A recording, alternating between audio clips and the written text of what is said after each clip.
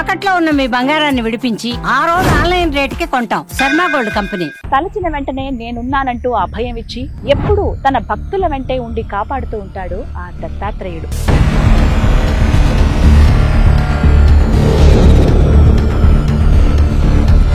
ఒకటే మార్గం, బోటు ద్వారా మాత్రమే వెళ్ళాలి.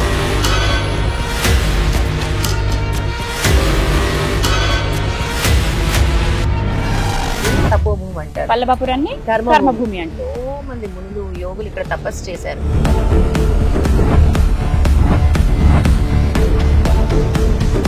మర్రి వృక్షము శ్రీపాద శ్రీ వల్లభ స్వామి ఈ కురవపురంలో ఉన్నప్పటి నుంచి ఉన్న వృక్షం ఈ మర్రి వృక్షం. నన్ను కలవటానికి ప్రేతాత్మలు రాక్షసులు కూడా మోక్షం పొందటానికి వస్తాయి.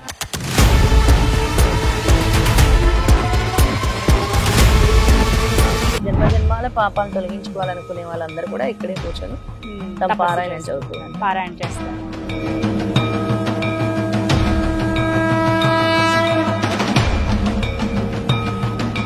ఇక్కడ దీక్ష చేసుకునేవాళ్ళు. స్వామివారి విగ్రహం కూడా మనం చూడొచ్చు. దీపం పెట్టారు. ప్రతిరోజు ధూపదీప నైవేద్యాలు అయితే ఇక్కడ జరుగుతాయి. ఇక్కడ ఈ ప్రదేశంలోనే తెంబే స్వామి వారు తపస్సును ఆచరించారన్నమాట కొన్ని వందల సంవత్సరాల పాటు.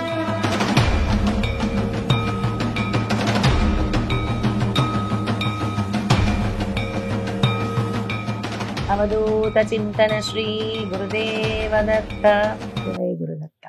నమస్కారం, వెల్కమ్ టు సుమన్ టీవీ. నేను గీతాంజలి. తలచిన వెంటనే నేనున్నానంటూ అభయం ఇచ్చి ఎప్పుడూ తన భక్తుల వెంటే ఉండి కాపాడుతూ ఉంటాడు ఆ దత్తాత్రేయుడు. దత్తాత్రేయ స్వరూపంగా కొలిచే శ్రీపాద శ్రీవల్లభుడి క్షేత్రాలు మన భారతదేశ వ్యాప్తంగా ఎన్నో ఉన్నాయి. అందులో ప్రముఖమైనది కురవపురం. తెలంగాణ కర్ణాటక బార్డర్ లో ఉంటుందండి. ప్రస్తుతం నేను శ్రీ వల్లభాపురం దగ్గర ఉన్నాను. వల్లభాపురం నుంచే కురవపురం వెళ్లాల్సి ఉంటుంది. ప్రస్తుతం ఆ ప్రదేశానికి వెళ్లే మార్గంలో ఉన్నాను. ఇదిగో కృష్ణా నది మధ్యలో ఇప్పుడు ఉన్నది వల్లభాపురం, తెలంగాణ రాష్ట్రం. ఇక అటువైపుగా వెళితే కృష్ణా నది నుంచి అవతల పక్క అక్కడ మీకు టెంపుల్ కనబడుతుంది చూసారా, అదే కురవపురం శ్రీవల్లభ స్వామి వారి దేవస్థానం అనమాట. అక్కడికి వెళ్ళాలి మనం కృష్ణా నది దాటుకుంటూ. దీనికి ఒకటే మార్గం, బోటు ద్వారా మాత్రమే వెళ్ళాలి. అలాగే నేను ప్రయాణిస్తాను, విశేషాలు చెప్తాను. అక్కడికి వెళ్ళాక స్వామివారు ఎలా అక్కడ కొలువయ్యారు, ఆ ప్రాంత విశిష్టత, అలాగే స్వామివారి విశేషం కూడా తెలుసుకుందాం. వెళ్దాం పదండి.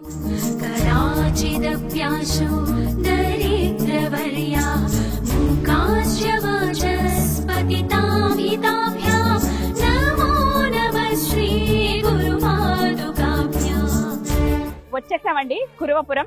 ప్రస్తుతం నేనున్నది కర్ణాటక రాష్ట్రంలో. మీరు వింటున్నది నిజమే. తెలంగాణ రాష్ట్రం నుంచి కృష్ణానది దాటుకుంటూ మనం 1 కిలోమీటర్ అండి మొత్తం ఈ జర్నీ. 5 నుంచి 6 నిమిషాల సమయం పట్టింది. అటు నుంచి అంటే తెలంగాణ రాష్ట్రం నుంచి ఇక్కడికి తీసుకొచ్చే పడవ బోట్ వేస్తుందో వాళ్ళు కేవలం తెలంగాణ వాళ్ళు మాత్రమే తీసుకొస్తారు. వాళ్ళు మళ్ళీ ఇక్కడ ఎవరైతే భక్తులు వస్తారో వాళ్ళు కర్ణాటక వాళ్ళు మాత్రమే ఎక్కించుకుంటారు. అందుకే బోట్ ఖాళీగా వెళ్తుంది చూసారా, దింపి వెళ్ళిపోవడమే వాళ్ళ పని. మళ్ళీ అక్కడి నుంచి ఎక్కించుకుని రావాలి. ఇక్కడి నుంచి కర్ణాటక వాళ్ళు మాత్రమే దింపాలి. ఇది ఒక ఒప్పందం అనమాట. అక్కడి నుంచి ఇక్కడికి మనకి 50 రూపాయలు తీసుకుంటారు మనిషికి. 2 వైపులా అంటే 100 రూపాయలు ఖర్చు అవుతుంది. అక్కడి నుంచి వచ్చి మళ్ళీ అటు వెళ్ళాలంటే ఒక్కొక్క వ్యక్తికి 100 రూపాయలు ఖర్చు అవుతుంది. ఇది ఒకటి గుర్తుపెట్టుకోండి. శ్రీవల్లభాపురం నుంచి మనం కురవపురం వచ్చేసాం. ఇకెందుకు ఆలస్యం, వెళ్ళిపోదామా మరి, పదండి.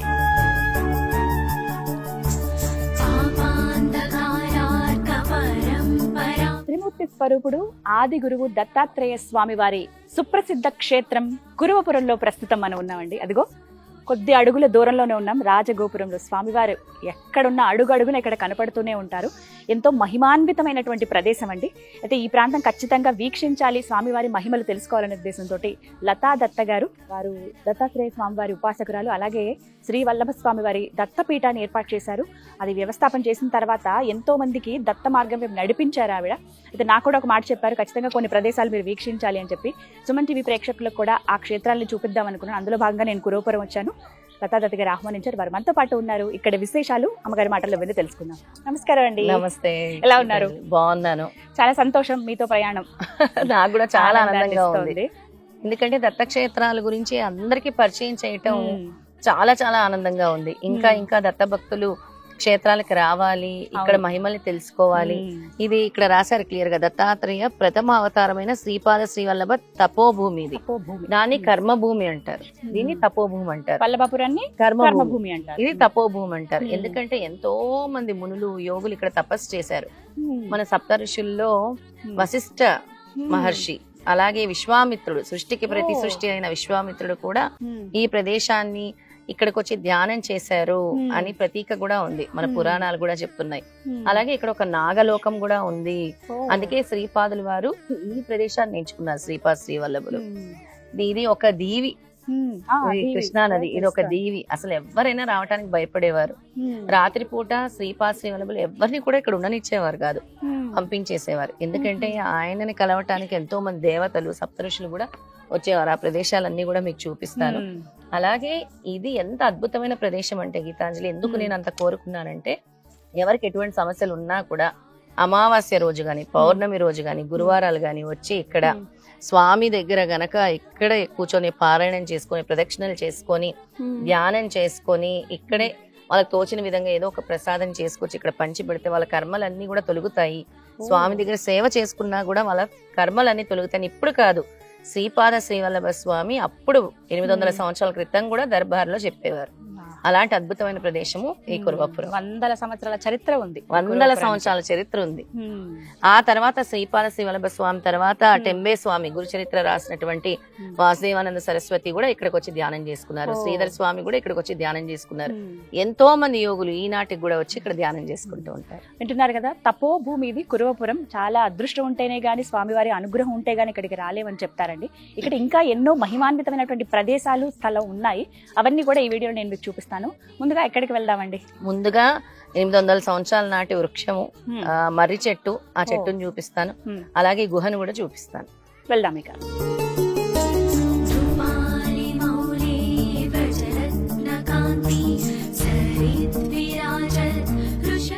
పెద్ద వృక్షం దగ్గరికి తీసుకొచ్చారు. చాలా పెద్ద వృక్షం ఇది. అసలు ఎంత పెద్ద మర్రి చెట్టు. ఈ వృక్షం మర్రి చెట్టు వయసు చెప్పగలవా? 100లో అయితే ఉంటుందని తెలుసు, కానీ ఖచ్చితంగా అయితే చెప్పలేను. 500 దాపు ఇప్పుడు 1000 సంవత్సరాలు అని చెప్పుకోవచ్చు. 800 ఏళ్ల క్రితం, దగ్గర దగ్గర 1000 సంవత్సరాలు అని చెప్పొచ్చు. ఈ మర్రి వృక్షము శ్రీపాద శ్రీ వల్లభ స్వామి ఈ కురవపురంలో ఉన్నప్పటి నుంచి ఉన్న వృక్షం ఈ మర్రి వృక్షం. ఈ మర్రి వృక్షం దగ్గరకే రాత్రిపూట దేవతలందరూ శ్రీపాద శ్రీ వల్లభ స్వామిని కలవటానికి వచ్చేవారట. అందుకే రాత్రిపూట ఎవరిని ఉండనిచ్చేవారు కాదు, ఇక్కడ ఎవరు ఏ భక్తుల్ని కూడా ఉండనిచ్చేవారు కాదు. ఇప్పుడంటే వచ్చి వాళ్ళ కర్మలు తొలగించుకోవటం కోసం ఇలా పారాయణాలు చేస్తున్నారు చాలా మంది. అప్పుడు స్వామి మాత్రమే ఉండేవారు. ఎందుకంటే స్వామి చెప్పేవారు, నన్ను కలవటానికి ప్రేతాత్మలు, రాక్షసులు కూడా మోక్షం పొందటానికి వస్తాయి అని కూడా చెప్పేవారు. అలా దేవతలందరితో పాటు మీటింగ్ ఇక్కడే జరిగేదట స్వామి. ఋషులు కూడా వచ్చేవారట. అందుకని రాత్రి ఎవరు మనుషులకైతే ఇక్కడ ప్రవేశం లేదు. ఇప్పుడు కూడా అంతే. ఆ గుడిలోని కూడా ఏదైనా పౌర్ణమి అప్పుడు ఎవరైనా పడుకోవాలంటే కొంతమందికి మాత్రమే అవకాశం ఇస్తారు. మిగతా వాళ్ళందరూ పడవల్లో వెళ్ళిపోతూనే ఉండాలి, నది దాటి వెళ్ళిపోవాలి. ఎంతవరకు పర్మిషన్ ఉంటుంది మేడం ఇక్కడ టైం? ఎప్పుడైనా సరే మనకి రాత్రి హారతి అవ్వగానే, పల్లకి ఉత్సవం అవ్వగానే వెళ్ళిపోవాలి. 7:30, 8 అంతే. చూస్తున్నారు కదా, కురవపురంలో ఖచ్చితంగా మీరు వీక్షించవలసినటువంటి ప్రదేశం అండి ఇది. రాజగోపురానికి కుడివైపుగా మీరు ఎలా నెమ్మదిగా నడుచుకుంటూ వస్తే మీకు మార్గం కూడా కనపడుతుంది. ఇలా వస్తే సుమారుగా 800-900 సంవత్సరాల మర్రి చెట్టు, మహావృక్షం కనపడుతుంది. దేవతలు అలాగే ఋషులు వీరందరూ కూడా శ్రీపాద శ్రీవల్లభ స్వామి వారిని దర్శించుకునేందుకు, వారి అనుగ్రహం పొందేందుకు, కనీసం వారి చూపు మా పైన పడితే చాలు, వారి అనుగ్రహం కావాలని చెప్పి వచ్చేవారట. సాధారణ భక్తులకు గాని, మనుషులకు గాని ఎవరికి ఇక్కడ ప్రవేశం ఉండదు. అప్పట్లో అంటే స్వామి రానిచ్చేవాళ్ళు కాదు, ఇక్కడ ఉండద్దు అని చెప్పి వేరే అక్కడ వల్లభాపురం అని అక్కడే ఉండేవాళ్ళు. అది కర్మస్థలం అంటారు. ఇది తపోభూమిగా చెప్పబడింది. మీరు గనక కురవపురం వస్తే ఈ వృక్షాన్ని వీక్షించకుండా, దర్శించకుండా మాత్రం వెళ్ళకండి. ఈ వృక్షం కింద కూర్చొని చాలా మంది గురు చరిత్ర పారాయణ చేస్తూ ఉంటారు. మీకు ఆ ఉద్దేశం ఉంటే గనక మీరు కూడా వచ్చి చక్కగా పారాయణ చేసుకోవచ్చు. కర్మ ఫలితం అంటే గతజన్మ కర్మలు పోగొట్టుకోవాలి, ఆ పాప ఫలితాలు మాకు ఉండాలి అంటే భక్తులందరికీ స్వామి చెప్పింది ఏంటంటే, కూర్చొని ప్రదక్షిణలు చేసుకొని ఇక్కడ గురు చరిత్ర పారాయణం వారం 20 రోజులు సప్తాహ పారాయణం పూర్తి చేసి ధైర్యం ఉండాలి ఇక్కడ పడుకోవడానికి. మరి ఏమీ లేదుగా ఈ ప్రదేశంలో. ఇక్కడ దీవి కదా ఇది. ఒక దీవి ఇక్కడ పడుకోవాలంటే అంత ధైర్యం ఉండాలి. అలా ఉండి ఇక్కడ అనుష్ఠానం చేసుకునే వాళ్ళు ఉన్నారు, మంత్ర జపం చేసుకునే వాళ్ళు ఉన్నారు, పారాయణం చేసుకునే వాళ్ళు కూడా ఉన్నారు. కొంతమందిని చూస్తున్నాం కదా వాళ్ళ పాపకర్మలు తొలగించుకోవటం కోసం. నిజంగా ఇక్కడే ఉంటారు. ఆడవాళ్ళు ఎవరు ఉండరు కానీ వీళ్ళు మాత్రం, కొంతమంది పురుషులు మాత్రం ఇక్కడ మనకు కనబడుతూ ఉంటారు. సాధువులు అలాగే స్వామి మాల వేసుకుంటారు, వారు ఎక్కువగా ఇక్కడ రాత్రి నిద్రిస్తారండి. గురుచరిత్ర ఎవరైతే చదువుతారో వాళ్ళు ఆ పారాయణం అనేది పూర్తి చేసి వెళ్తారట. 7 రోజుల పాటు, ఎన్ని రోజులైతే అన్ని రోజులు ఇక్కడే ఉండి ఇక్కడే నిద్రించి వెళ్తారట. కానీ అంత సాధారణమైన విషయం అయితే కాదు. స్వామివారి అనుగ్రహం ఉంటేనే రాగలుగుతాము, ఇక్కడ ఉండగలుగుతాం. జన్మ జన్మాల పాపాలను తొలగించుకోవాలనుకునే వాళ్ళందరూ కూడా ఇక్కడే కూర్చొని తమ పారాయణం చదువుతూ పారాయణ చేస్తారు.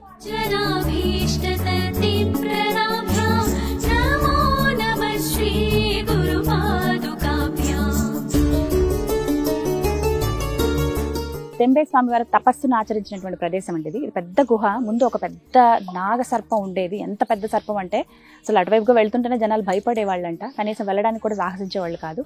అయితే స్వామివారు ఒక్కసారిగా వేడుకున్నారంట, జనాలు రావడానికి భయపడుతున్నారు, నేను తపస్సును ఆచరించుకోవాలి నాకు ఈ ప్రదేశంలో, ఈ గుహలో అని చెప్పగానే ఆ నాగసర్పం వచ్చి అలా ఆ మర్రి చెట్టు దగ్గరికి వెళ్ళిపోయిందట. స్వామివారు ఇక్కడే తపస్సును ఆచరించారు. కురుపురం వచ్చిన భక్తులందరూ కూడా ఖచ్చితంగా మర్రి చెట్టు ఏదైతే ఉందో మహావృక్షాన్ని వీక్షించిన తర్వాత, దర్శించుకున్న తర్వాత ఇక్కడ ఈ గుహ దగ్గరికి వచ్చి లోపలికి వెళ్ళి దండం పెట్టుకుని వెళ్తారండి. కొంచెం సాహసం ఏది, వంగి మనం పాక్కుంటూ లోపలికి వెళ్ళాలి. వెళ్ళి మనం కూడా ఆ ప్రదేశాన్ని చూసి వద్దాం రండి.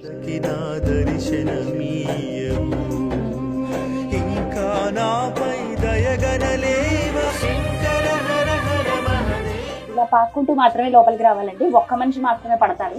కొంచెం లోపలికి వెళ్తే 2-3 అలా కూర్చోవచ్చు. కానీ ఇక్కడ చూడండి, ఒక స్థలం ఇలాగా చదునుగా చేసి ఉంచారు. ఇక్కడే దీక్ష చేసుకునేవారు. స్వామివారిది విగ్రహం కూడా మనం చూడొచ్చు. దీపం పెట్టారు. ప్రతిరోజు ధూపదీప నైవేద్యాలు అయితే ఇక్కడ జరుగుతాయి. కురుపురంలో ఖచ్చితంగా మీరు వస్తే గనక ఈ ప్రాంతానికి రండి. ఇలాంటివి మనకి ఎక్కడో కానీ కనిపించవు. మహర్షులు ఇలా వాళ్ళు సాధన చేసినటువంటి ప్రదేశాలు, తపస్సును ఆచరించినటువంటి ప్రదేశాల్లో ఎక్కువ పాజిటివ్ ఎనర్జీ ఉంటుందని చెప్తారు. నిజంగా ఒక అదృష్టం, మహద్భాగ్యం ఇలాంటి ప్రాంతాలకి రావడం అనేది. కొంచెం ముందుగా వెళ్తే లోపలికి ఇంకా కొంచెం వెళ్ళాలి. అక్కడ శివలింగం కూడా ఉంటుంది, దర్శించుకుందాం.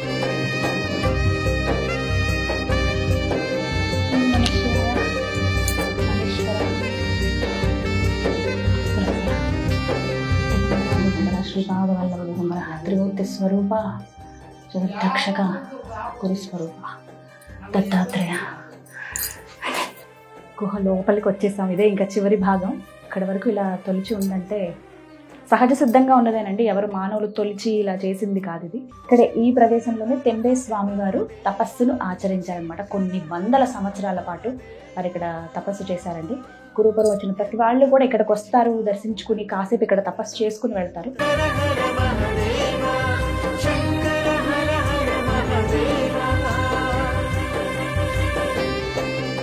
ఒకళ్ళు అయితే 2 వచ్చినా కూడా అక్కడక్కడ ఆగిపోవాలండి. ఇలా ఒకళ్ళు మాత్రమే పడతారు వచ్చే దారిలో. బయట చాలా మంది వెయిట్ చేస్తున్నారు. మనం ఎక్కువసేపు ఉండకూడదు, ఇలాగే ఇబ్బంది పెట్టినట్టు అవుతుంది. ఇక తిరిగి వెళ్ళిపోదాం. నిజంగా అదృష్టం. తప్పకుండా మీరు రండి కురుపురం వచ్చినప్పుడు తెంబే స్వామి వారు తపస్సును ఆచరించినటువంటి ఈ ప్రదేశానికి.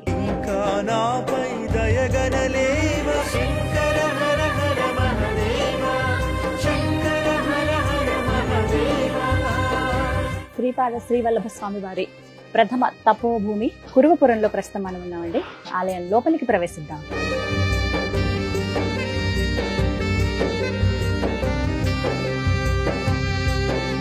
ఆలయం లోపలికి వెళ్ళి స్వామివారిని దర్శించుకోవాలంటే సాంప్రదాయ వస్త్రాల్లో మాత్రమే వెళ్ళాలండి. ఒకవేళ పురుషులు కానీ ప్యాంటు షర్ట్తో వస్తే వాళ్ళకి ఇక్కడ అందుబాటులో ఉంటాయి, ఉచితంగానే ఉంటాయి. తీసుకుని ధరించి మళ్ళీ ఇక్కడ వెళ్ళేటప్పుడు ఇక్కడ పెట్టేసి వెళ్ళిపోవాలి. అలాగే స్త్రీలు మాత్రం చూడీదార్ కావచ్చు, అలాగే సాంప్రదాయ చీరకట్టులో మాత్రమే వచ్చిన వాళ్ళకి మాత్రమే లోపలికి అనుమతిస్తారు.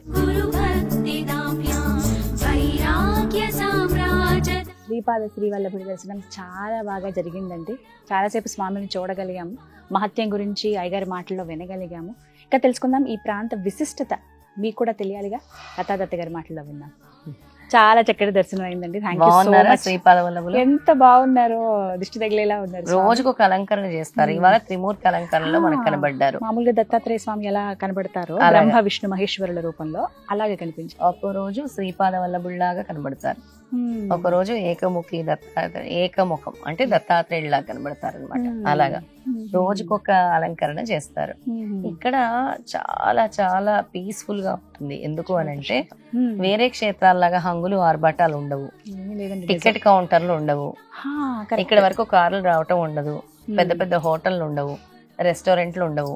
చాలా ఎంత ప్రశాంతత అంటే వచ్చామా, ఏకాగ్రతతో నమస్కారం చేసుకున్నామా, స్వామి కోసము ధ్యానం చేసామా, మంత్రజపం చేసామా, పారాయణం చేసుకున్నామా, వెళ్ళామా, అంతే. ఇంకా దేని మీద కూడా మనసు లగ్నం అవ్వదు.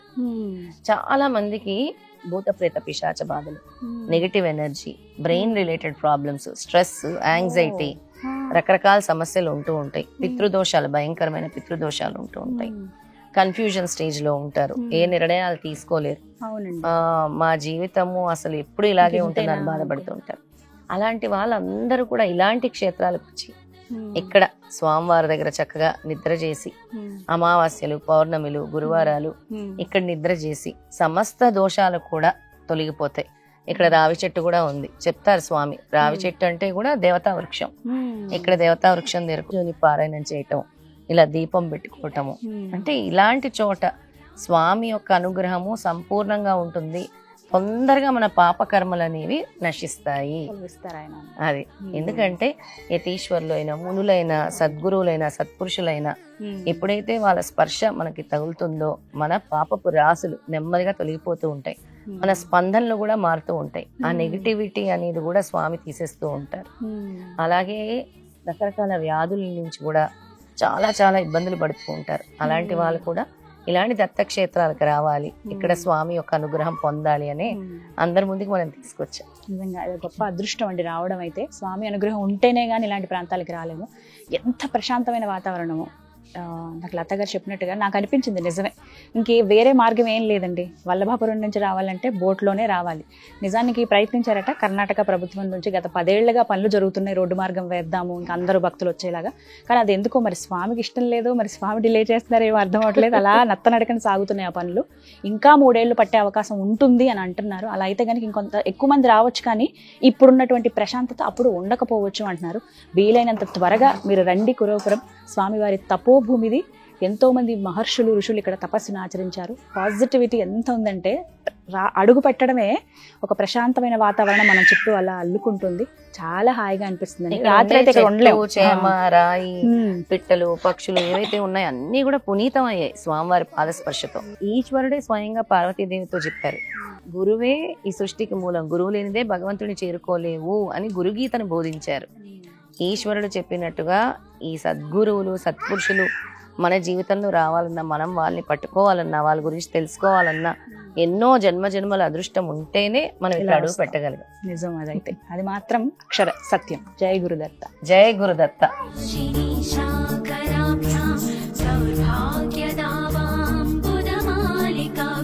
గురుపరంలో కొలువై ఉన్నటువంటి శ్రీపాద శ్రీవల్లభ స్వామి వారికి ప్రతిరోజు రాత్రి 7 గంటలకు హారతి ఉంటుందండి. చాలా దివ్యంగా ఉంటుంది. భక్తులందరూ వచ్చిన వాళ్ళు ఆ సమయం దాకా వేచి చూసి మరి హారతి వీక్షించి స్వామివారిని దర్శించుకుని వెళ్తారు. సమయం అవుతోంది, 7 గంటలు అవుతోంది. మీరు కూడా ఆ హారతిని వీక్షించండి.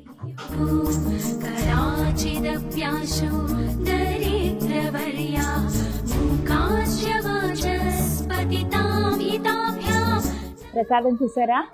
చాలా విశేషం అండి కురవపురంలో ప్రసాదం. అసలు ఎంత ఇచ్చారో చూసారా? రకరకాల పళ్ళు, అలాగే తీపి పదార్థాలు, డ్రై ఫ్రూట్స్, స్వీట్స్ అన్నీ ఉన్నాయి ఇందులో. 7 గంటలకు హారతి ఉంటుందండి. ఒక 10 నిమిషాల పాటు ఉంటుంది. స్త్రీలు పక్కగా, పురుషులు వేరేగా అలా నుంచోవాలి. కేవలం స్త్రీల్లో మాత్రమే మనం వీక్షించాలి. ఎందుకంటే లోపలికి వెళ్ళి కుడివైపున స్వామివారి కొలువై ఉంటారు కాబట్టి అక్కడ అంతమంది లోపల ఉండలేదు కాబట్టి బయట హాల్లో ఉంటుంది. అక్కడ ఉండి స్క్రీన్స్ లో మనం వీక్షించవచ్చు. చాలా అద్భుతంగా భజన చేస్తూ మనం కూడా పాల్గొనొచ్చు అన్నమాట. మనం కూడా ఆ కీర్తనలు వింటూ భజన చేస్తూ ఉంటే హారతిస్తుండే స్వామికి అద్భుతం. అంతే, మీరు కనుక పగలొస్తే సాయంత్రం వరకు ఉండడానికి ప్రయత్నించండి. 7 గంటలకు ఉండే హారతిలో పాల్గొనండి. ఆ తర్వాత ఇచ్చే ప్రసాదం ఇది. అరటిపండు, అలాగే పేలాలతో చేసిన లడ్డు, కోవా స్వీట్, అంజీరు, అలాగే ఒక యాపిల్ ముక్క, ద్రాక్ష పళ్ళు, దానిమ్మ గింజలు, ఒక రకమైన తీపి పదార్థమైన బిస్కెట్, ఇవన్నీ ఇస్తారనమాట. చక్కగా కూర్చుని కడుపు నిండా తినేసి వెళ్ళొచ్చు. ఎప్పటికీ అలా గుర్తుండిపోతుంది మనకి. కురుపురం వెళ్తే ఇలా ప్రసాదం ఇచ్చారు శ్రీవల్లభులది అని. మీరు కూడా ఈ ప్రసాదాలను తీసుకోవాలి, స్వామివారి దర్శనం చేసుకోవాలనుకుంటే రండి. కర్ణాటక రాష్ట్రంలో ఉంటుంది. తెలంగాణ బార్డర్ దాటుకుని కృష్ణా నది మీదుగా మనం రావాల్సి ఉంటుంది బోట్లో. ఇది మనకి రాయచూరు మండలం అండి, కర్ణాటక రాష్ట్రంలో ఉన్నటువంటి కురవపురం.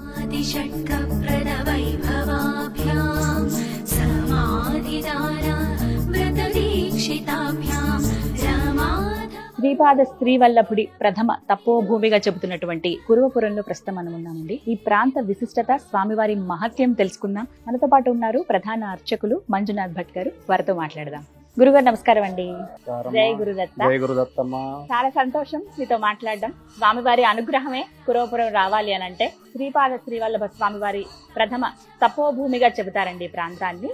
ఈ ప్రాంత విశిష్టత, స్వామివారి మహత్యం తెలియచేస్తారా? కాషాయ వస్త్రం కరదండధారణం కమండలం పద్మకరేణ శంఖం చక్రం గదా భూషిత భూషణాఢ్యం శ్రీపాదరాజం శరణం ప్రపద్యే అవధూత చింతన శ్రీ గురుదేవ దత్త.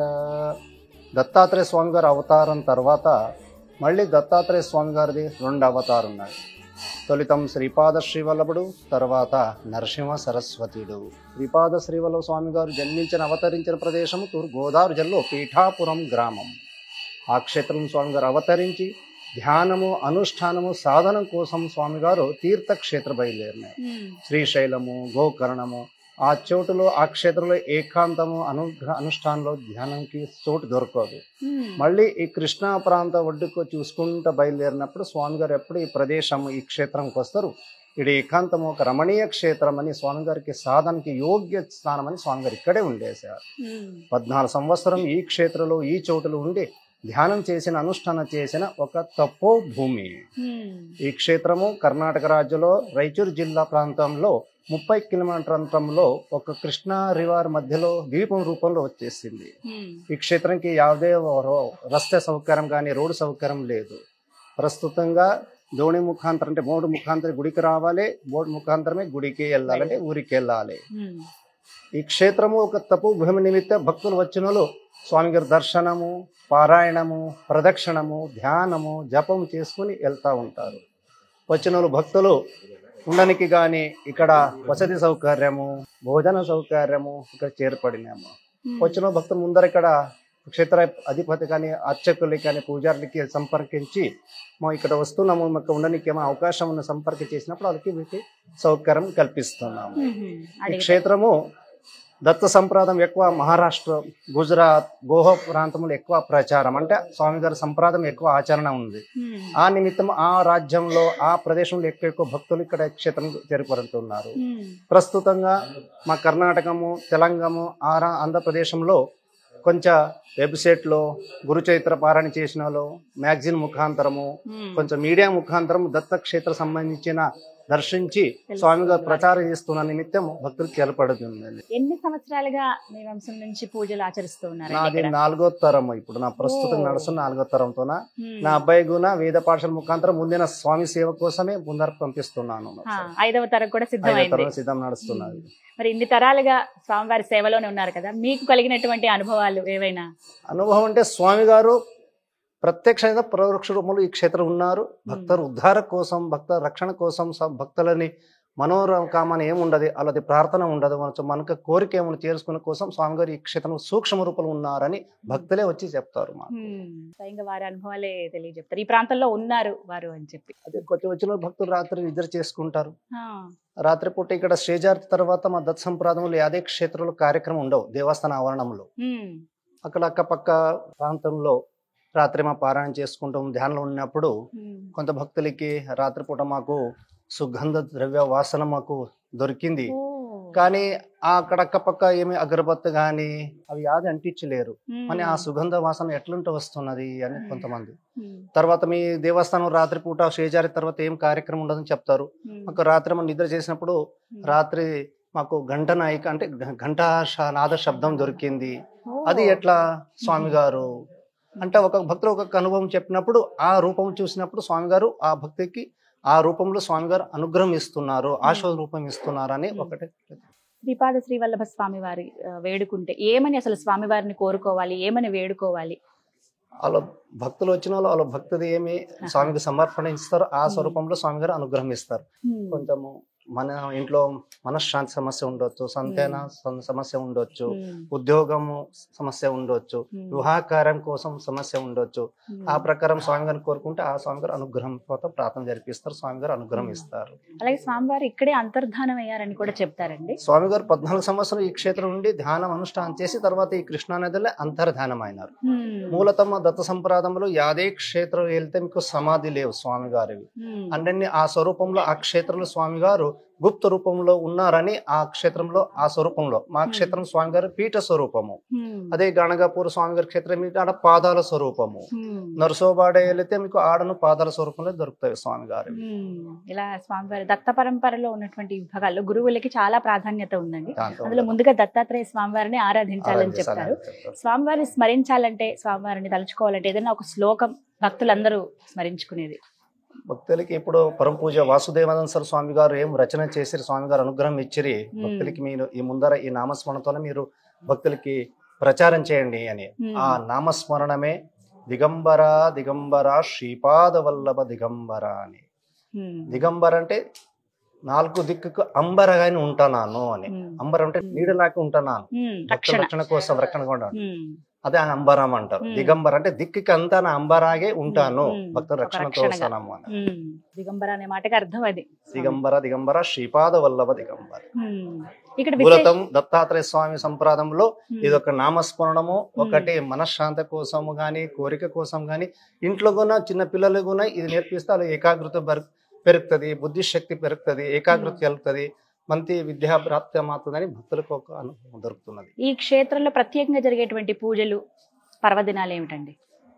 ప్రతిరోజు తెల్లవారు స్వామి గారు 4:30 నుంచి స్వామి గారు సుప్రభాత ఆరాధి ప్రారంభిస్తాము. 5 నుంచి 8:30 వరకు స్వామి గారికి అభిషేక సేవలు కల్పన నడుస్తుంటవి. మధ్యాహ్నము మహానైవేద్య ఆరతి ఉంటది, సాయంత్రం ప్రదోష 7 గంటలకు ఆరతి ఉంటది.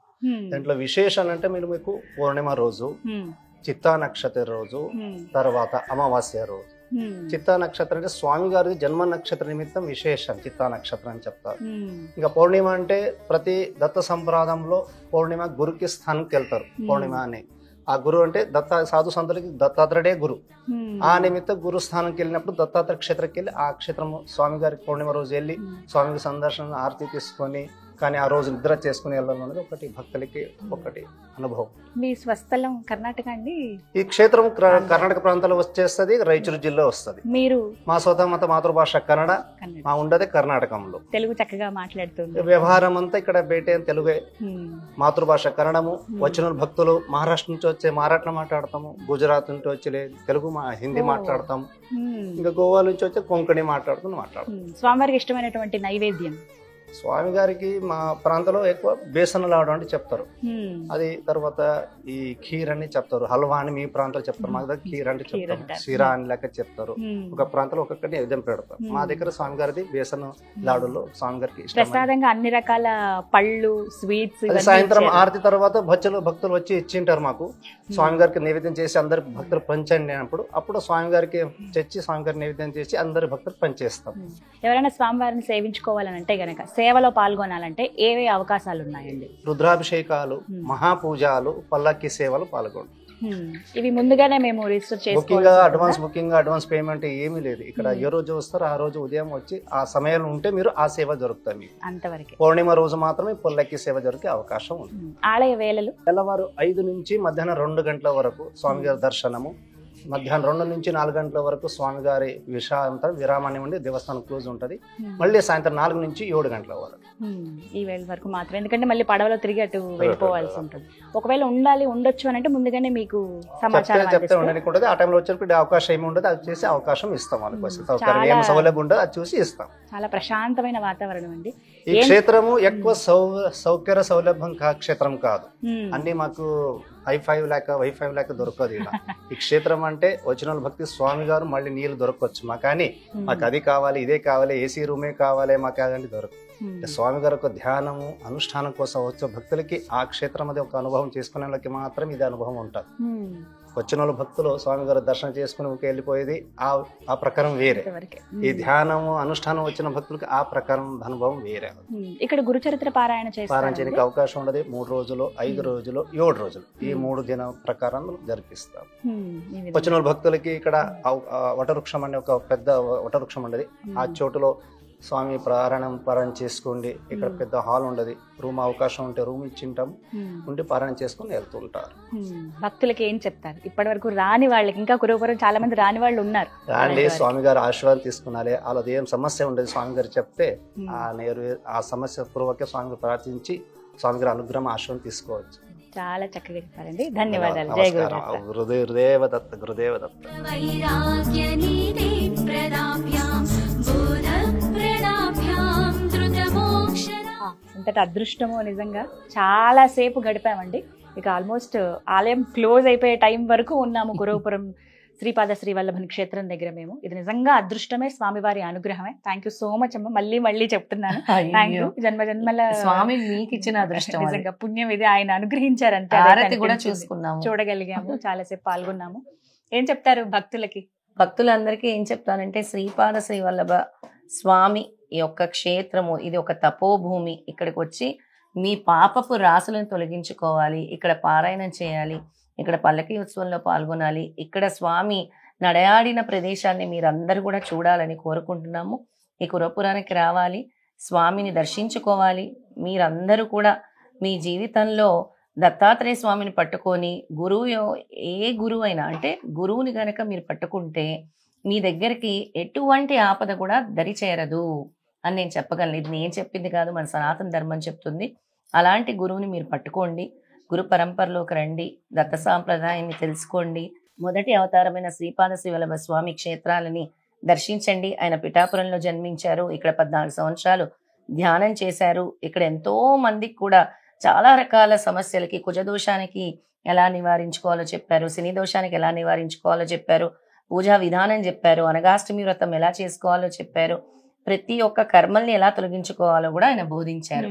వాటినే నేను కూడా ఆయన చెప్పిన రీతిని నేను కూడా బోధిస్తూ ఉన్నాను.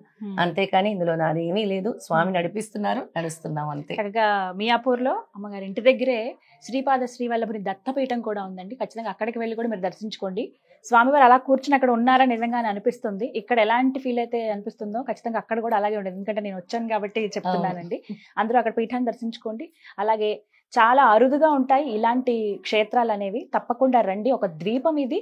మనకి రాయచూర్ కర్ణాటక రాష్ట్రంలో ఉంటుంది. అలా అని వేరే రాష్ట్రం ఎక్కువ దూరం అని అనుకోకండి. తెలంగాణ మనకి భక్తుల దగ్గరికి వస్తే గనక అక్కడి నుంచి మీరు శ్రీవల్లభాపురం, అక్కడి నుంచి ఒక కిలోమీటర్ కృష్ణానదిలో అలా బోట్లో రావాల్సి ఉంటుంది. వచ్చి ఈ క్షేత్రం దగ్గర ఒక రోజైనా మార్నింగ్ నుంచి ఈవినింగ్ వరకు గడపండి. ఆ స్వామివారి అనుగ్రహాన్ని అయితే పొందండి. ఇక్కడికి 3 పౌర్ణమిలు వచ్చి చూడండి. దానికి ముందు మీ జీవితం చూడండి. 3 పౌర్ణమిలు ఈ స్వామి వారి యొక్క క్షేత్రానికి వచ్చి తర్వాత మీ లైఫ్ ఎలా మారుతుందో చూడండి. చెప్పారుగా, ఇంకా అంతకన్నా నిదర్శనం ఏం కావాలి. ఇలా చాలా మంది వచ్చి తమ జీవితాల్లో మార్పులు చూసిన వాళ్ళు, తమ జీవితాల్లో కష్టాల నుంచి బయటపడిన వాళ్ళు చాలా మంది ఉన్నారండి. మీకు కూడా ఇదొక అద్భుతమైన అవకాశం. స్వామివారి అనుగ్రహం కోసం మీరందరూ కూడా కురవపురం రండి. శ్రీపాద శ్రీవల్లభుని దర్శనం చేసుకోండి. స్వామివారి అనుగ్రహాన్ని పొందండి. జై గురుదత్త. అవధూత చింతన శ్రీ గురుదేవ దత్త. జై గురుదత్త.